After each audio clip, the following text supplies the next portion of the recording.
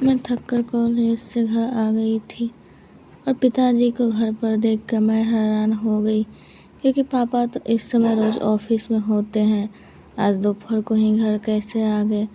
गर्मी और पसीने से बेहाल हो गई थी। पापा मुझे नीचे से ऊपर तक मुझे घूर के देख रहे थे।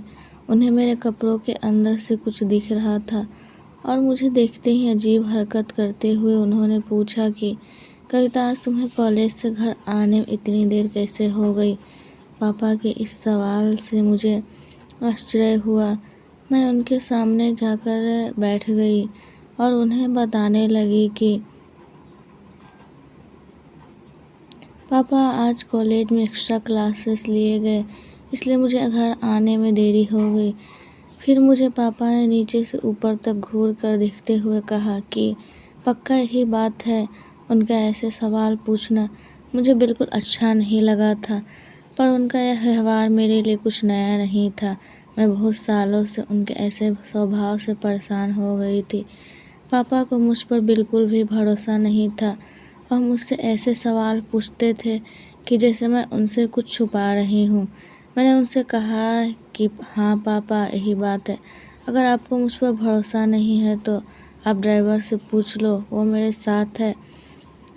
मुझे कॉलेज ले जाने वाला और कॉलेज से ले आने वाला ड्राइवर 25 से 26 साल का एक जवान लड़का था, जिसका नाम भूषण था। पापा को भूषण पर बहुत भरोसा था। भूषण के पापा भी हमारे यहाँ पहले काम पर थे। गरीब थे पर बहुत ईमानदार थे।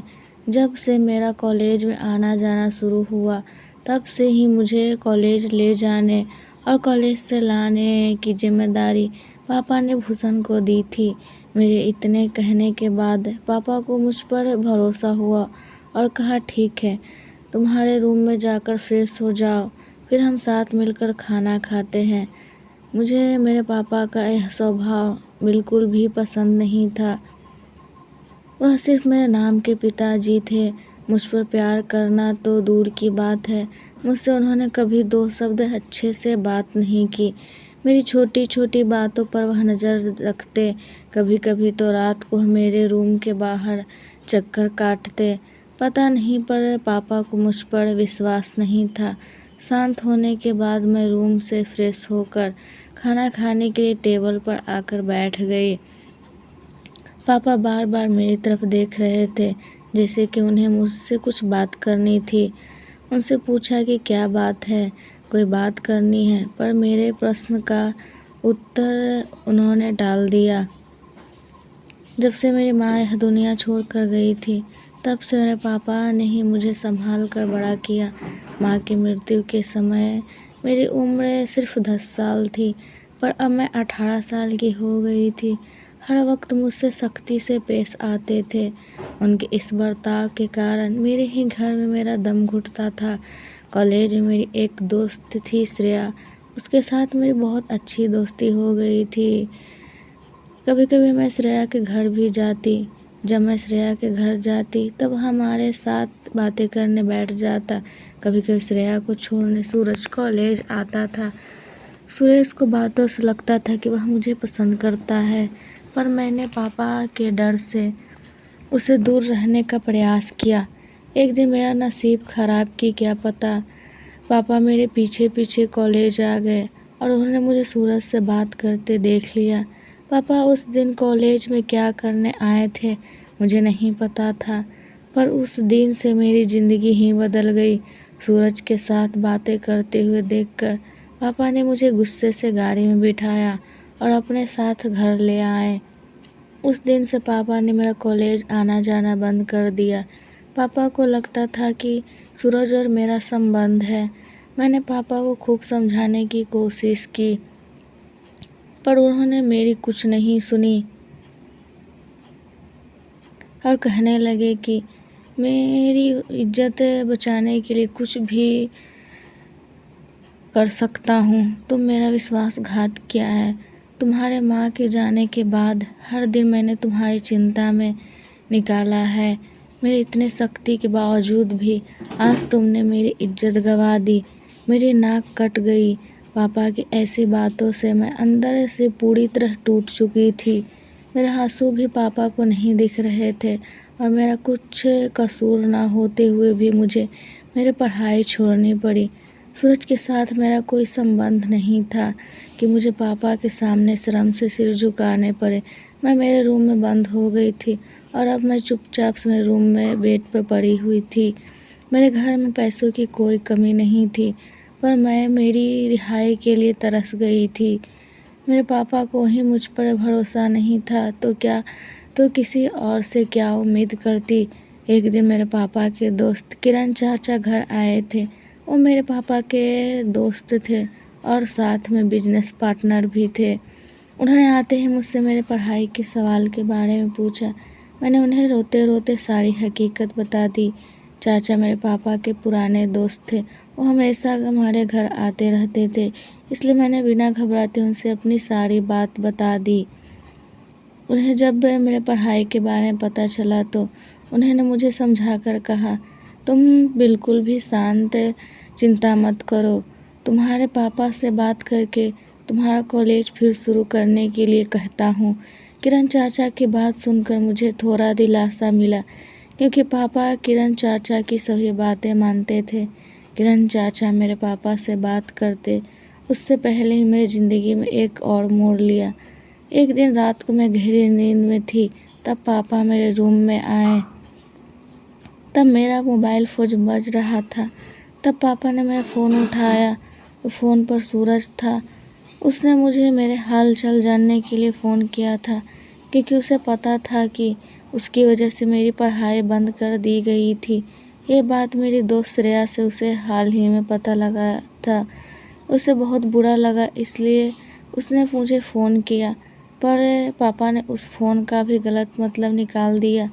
उन्हें लगा सच में मेरे और सूरज के संबंध थे, और उस दिन से पापा ने मेरा मोबाइल भी मुझसे छीन लिया था और अब मुझे फ़ोन रूम में से बाहर निकलने के लिए भी मना कर दिया था। यह सब होने के बाद अब मेरा पूरा टाइम उस बंद कमरे में ही निकलता था।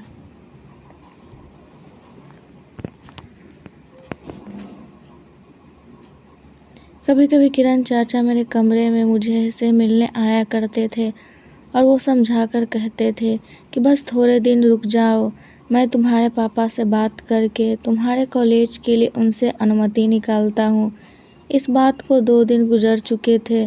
एक दिन पापा मेरे रूम में आए और मुझसे कहने लगे कि आज से तुम मेरे रूम में सोओगी।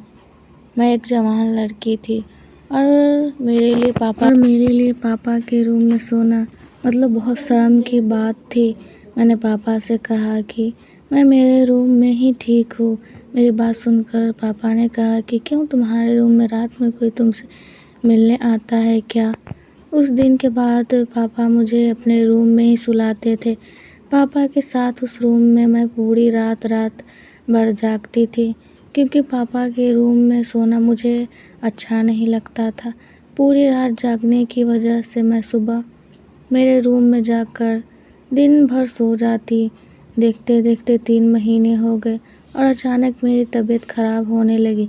ऐसा लग रहा था कि जैसे मेरा सिर भारी हो रहा है और कभी कभी चक्कर भी आती थी। पापा को मेरी बिगड़ी तबीयत देखकर भरोसा हो गया कि मैं प्रेग्नेंट हूँ। मेरी ये हालत देखकर पापा गुस्से से बोले, देखा, तुम्हारे गलत कामों का नतीजा अपने सामने ही आ गया। जिस बात का डर था वही बात हुआ। तो उस लड़के से सिर्फ फ़ोन ही इस बात नहीं करती थी, बल्कि अपने परिवार की इज्जत भी मिट्टी में मिला रही थी।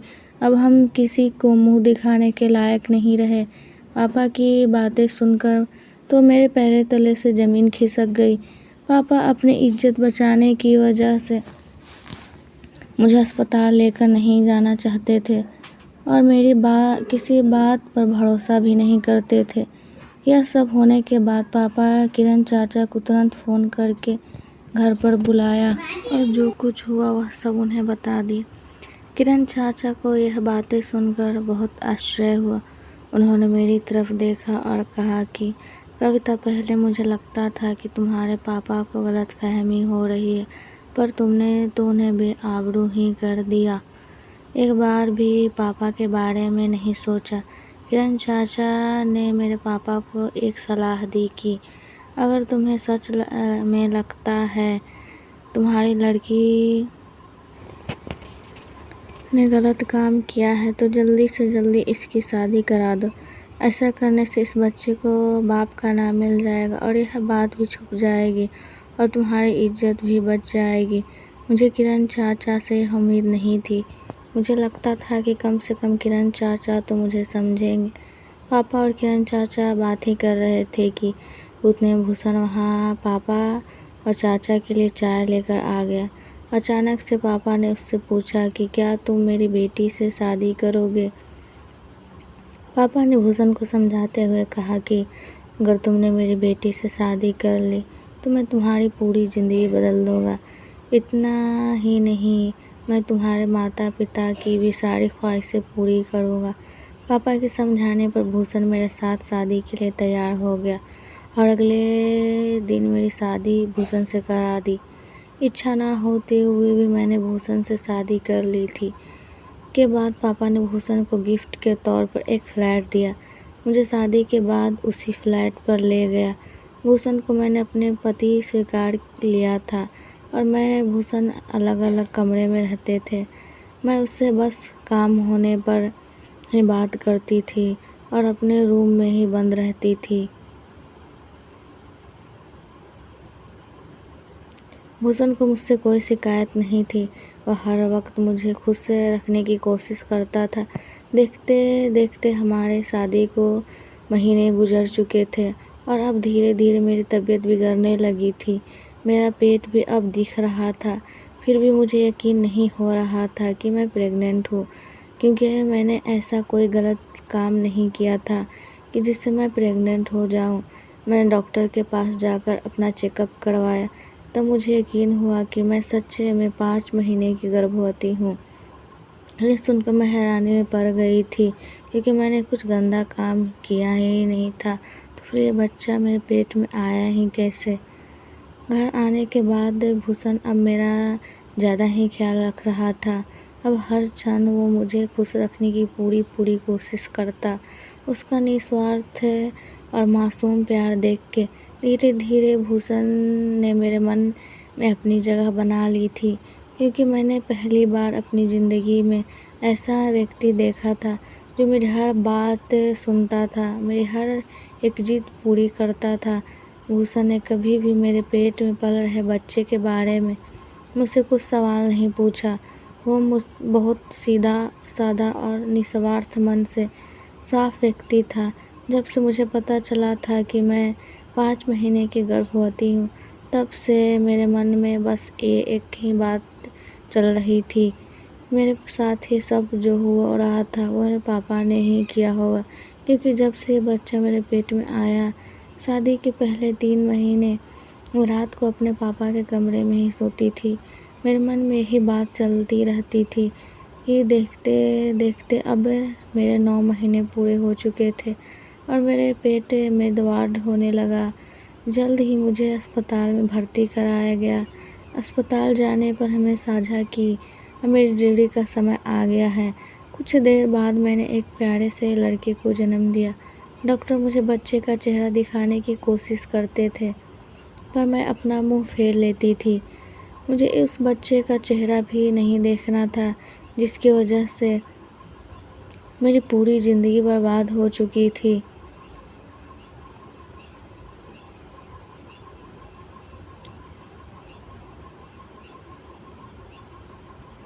भूषण ने जब देखा कि मैं उस बच्चे से घृणा कर रही हूँ, उसने उस बच्चे को बहुत प्यार से अपने पास लिया और अब वही उससे बच्चे की पूरी देखभाल रख रहा था।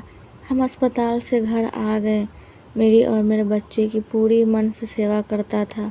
उसका यह बर्ताव देखकर मैंने एक बार भूषण से पूछ लिया कि कैसे नाजायज़ बच्चे को अपना कर उसे इतना प्यार दे सकते हो। तुम्हें तो पता है कि यह बच्चा तुम्हारा नहीं है। मेरी बात सुनकर भूषण थोड़ी देर शांत हो गया।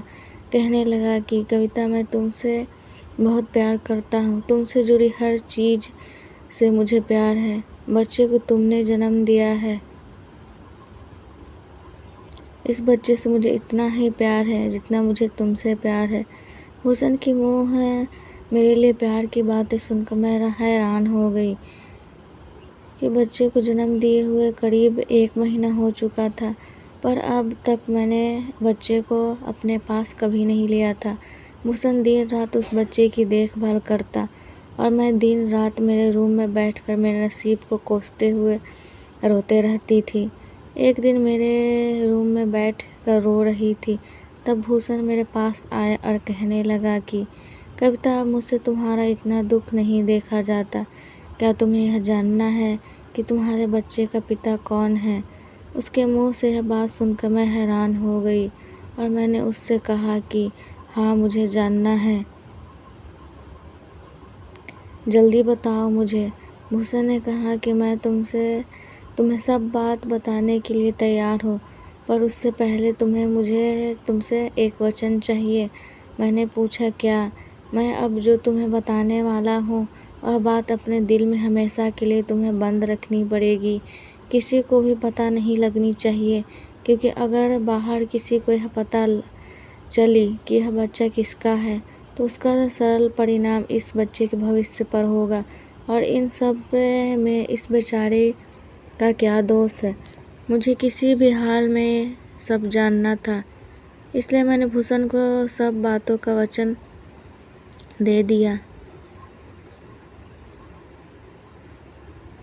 जैसा कहोगे वैसा ही होगा, मैं किसी को कुछ भी नहीं बताऊंगी। भूषण के मुंह से सच्चाई सुनकर मेरे पैरों तले की जमीन ही खिसक गई कि इस बच्चे का बाप वह था जिस पर मैं खुद से भी ज़्यादा भरोसा करती थी। उसने ही मेरा इतना बड़ा विश्वासघात किया था।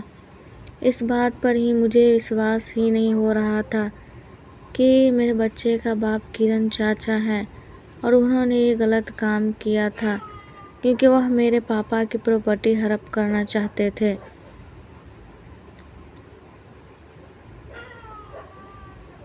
किरण चाचा पहले से ही मेरे पापा को मेरे खिलाफ भड़काते थे, वजह से मेरे पापा मुझ पर भरोसा नहीं करते थे। भूषण ने ये बात की। एक दिन किरण चाचा घर पर आए थे, तब भूषण के सिवाय घर पर कोई नहीं था। शायद उस दिन मेरा बहुत सिर दर्द कर रहा था और मैंने भूषण को अपने लिए चाय बनाकर ले आने के लिए कहा। तब अचानक किरण चाचा किचन में आए और भूषण को चाय बनाता हुआ देख उससे पूछने लगे कि किसके लिए चाय बना रहे हो। जब उन्हें पता चला कि यह चाय मेरे लिए बन रही है तो उन्होंने कुछ ज़रूरी काम के बहाने से भूषण को घर के बाहर भेज दिया और कहा कि तुम जाओ,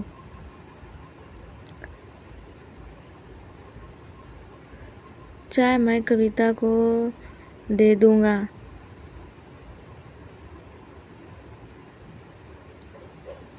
भूषण ने जब यह बात मुझे बताई तब मुझे याद आया कि एक दिन किरण चाचा ही मेरे लिए चाय लेकर आए थे।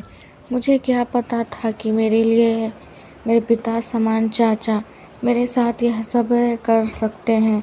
मैंने कुछ भी विचार ना करते हुए उनके हाथ से चाय लेकर पी ली और चाय पीने के मुझे नींद लग गई। नींद नहीं बल्कि मैं बेहोश अवस्था में पड़ी थी। भूषण ने बताया कि पता नहीं क्यों पर मुझे लग ही रहा था कि कुछ गलत होने वाला है, इसलिए मैं मेरा काम निपटाकर दौड़ते भागते घर पहुंचा। लेकिन मुझे आने में देरी हो गई। मेरे घर पहुंचने से पहले किरण चाचा और तुम्हारे रूम में अपने शर्ट की बटन लगाते हुए बाहर पकड़कर घर से बाहर निकल गया। तब से मैं किरण और तुम्हारे पिताजी पर हर बात पर नज़र रखे हुए था। किरण हर समय तुम्हारे पिताजी को तुम्हारे खिलाफ भड़काता रहता था। मैं यह बात तुम्हें बहुत पहले ही तुम्हें और तुम्हारे पिताजी को बताना चाहता था, पर मुझे पता था कि जैसे नौकर कौन विश्वास करेगा। पर तुम्हारे पापा तुम्हारी कोई भी गलती ना होते हुए भी हर बात तुम्हें से सख्ती से पेश आते हुए देख मुझे बहुत बुरा लगता था। भले ही मैं तुम्हारे घर का नौकर था, ड्राइवर था, फिर भी तुम्हारे साथ गलत होता हुआ देख मेरा मन बहुत दुखी होता था। तुम्हारा दुख देखकर मुझे तुमसे प्यार होने लगा था। तुमसे उस दिन मैं दिल से प्यार करने लगा था और इसलिए उस दिन जब तुम्हारे पापा ने मुझसे शादी के लिए पूछा तो मैंने दिल से हाँ कहा था और मैं बहुत खुश भी था। मुझे खुद पर विश्वास नहीं था कि मैं तुम्हारे साथ रहकर तुम्हारे बच्चे को भी अपना कर लूँगा। मैं तुम दोनों को बहुत प्यार दूँगा क्योंकि मैं तुमसे बहुत प्यार करता हूँ और सभी बातों से इस बच्चे का क्या कसूर है। मैं और भूषण बात ही कर रहे थे, तब बच्चे की रोने की आवाज़ आई। भूषण ने ज़बरदस्ती बच्चे को मेरी गोदी में सुलाया। बच्चे को देखकर मेरे अंदर की माँ जग उठी। फिर तुरंत मैं उसे अपने सीने से लगाकर बहुत बहुत रोने लगी। किरण से कहा कि मैं तुम्हें वचन दिया है कि उसके अनुसार मैं यह बात किसी को भी नहीं बताऊंगी, पर तुम्हें भी मुझे एक वचन देना पड़ेगा कि किरण के इस गंदे काम के बारे में तुम्हें मेरे पापा को बताना होगा, क्योंकि उन्हें भी पता लगना चाहिए कि उनकी बेटी के साथ गंदा काम करने वाला विश्वासघाती इंसान कौन है। और वह आज तक सिर्फ मेरे पर ही शक किया करते थे। उन्हें भी पता लगने दो कि उनकी बेटी कभी गलत नहीं थी। उनका सबसे खास और प्यारा दोस्त ही गलत था, पर वह खुद से ज़्यादा भरोसा करते थे। भूषण ने कहा कि अगर यह बात तुम्हारे पापा ने किसी को बता दी तो मैंने भूषण से कहा कि पापा किसी से कुछ नहीं कहेंगे, मैं उन्हें समझा दूंगी। यह बात पापा के कानों पर पड़नी ही चाहिए, अपने लिए नहीं तो अपने बच्चे के लिए। यह बात पापा को बता देनी चाहिए, उन्हें भी सच क्या है इसकी जानकारी होनी चाहिए। पापा को जब यह सारी हरकतों के बारे में पता चला तब पापा मेरे सामने हाथ जोड़कर रोने लगे और मुझसे माफ़ी मांगने लगे। कविता, मुझे माफ़ कर दो, मैंने अपने ही बेटी पर भरोसा ना करके बहुत बड़ी भूल की है और अब अगर बात इस बच्चे की नहीं होती तो मैं उस किरण को जेल में डाल देता। पापा मुझे और भूषण को तुरंत अपने साथ ले गए और किरण से अपनी सारी दोस्ती यारी तोड़ दी। हम दोनों ने एक दूसरे को यह वचन दिया कि हम दोनों बाहर के लोगों के बातों पर भरोसा ना करके अपनी बच्ची की सुनेंगे, क्योंकि जो कुछ मेरे पापा ने मेरे साथ किया वह कोई भी माता पिता ना करे। अगर मेरे पापा ने मुझ पर भरोसा किया होता तो शायद मेरी ज़िंदगी में मुझे यह सब देखना ना मिलता।